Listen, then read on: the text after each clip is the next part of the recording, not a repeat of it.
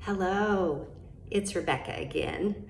I would like to talk to you today about rhyme oddity. So that's an even higher level of letting kids figure out if things rhyme. As you get them used to knowing that words that sound the same at the end rhyme, you can play this game. All right, so you're showing them words or just saying words such as do rock, sock, and pig. Which one does not rhyme? Rock, sock, pig. And hopefully they'll be able to say pig does not rhyme. What does rhyme in that? Rock and sock. So you'll say another one. How about lick, loop, and sick? And this was more tricky because I put loop between the two rhyming words. So it might be a little harder for them to hear it.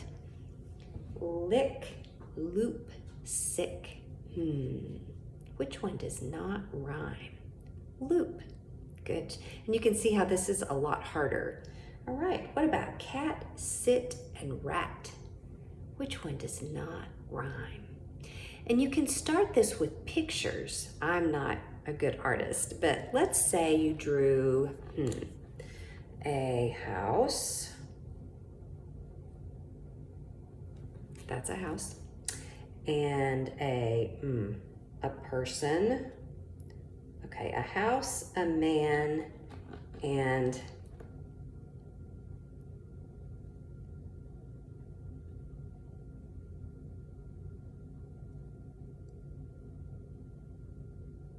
that's supposed to be a mouse. Okay. So house, man, mouse. Does one of those not rhyme? Which one does not rhyme? Man does not rhyme. And you may have to tell them, if you draw like me, you may have to tell them what they are. All right. So that's called rhyming oddity. Which one is the odd word that does not rhyme?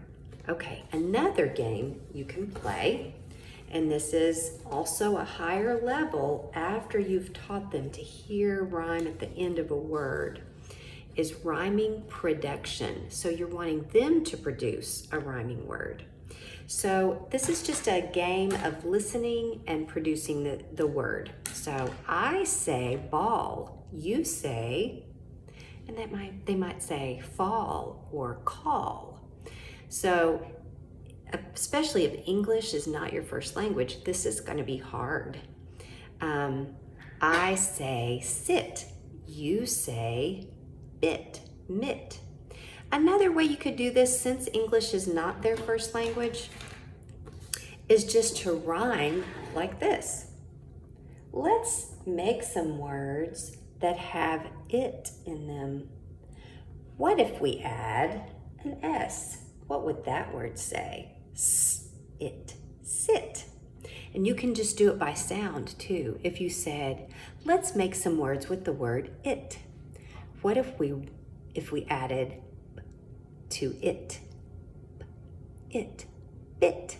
You can just do it just with sound. But then as the children know the sounds of the letters, after you've been teaching that to them, then you can start adding, you can do it visually, okay? What if we add a W to it? What is that? It, wit. Yes, good job. And that kind of goes back to the things I said about teaching the alphabet. And I need to look up, I have forgotten the alphabet song I used to know. I'm not talking about A, B, C, D. I'm talking about, it goes something like this. Apple, apple, ah. And it teaches them the sound of each letter along with the song. Anyway, I need to look that up and I'll sing it for you later. Okay, so that is rhyme oddity and rhyming production. And this is pretty much the end of us talking about rhyme. So my next video, I'm gonna teach some songs. Oh, and I was gonna say, you can use the song Down by the Bay that I taught you a few lessons back to play a game. So once you teach them, down by the bay where the watermelons grow, back to my home I dare not go, for if I do, my mother will say, and then you ask them to come up with something. Did you ever see a mouse? And they have, maybe I come up with, did you ever see a mouse? And they have to say, living in a house down by the bay. So that's a lot harder. And that might be an older child that would be able to come up with that, because it's a higher level thinking. You have to know enough of the language to produce something to put in the blank. Okay, so those are my ideas for rhyming oddity and rhyming production. I'll see you next time.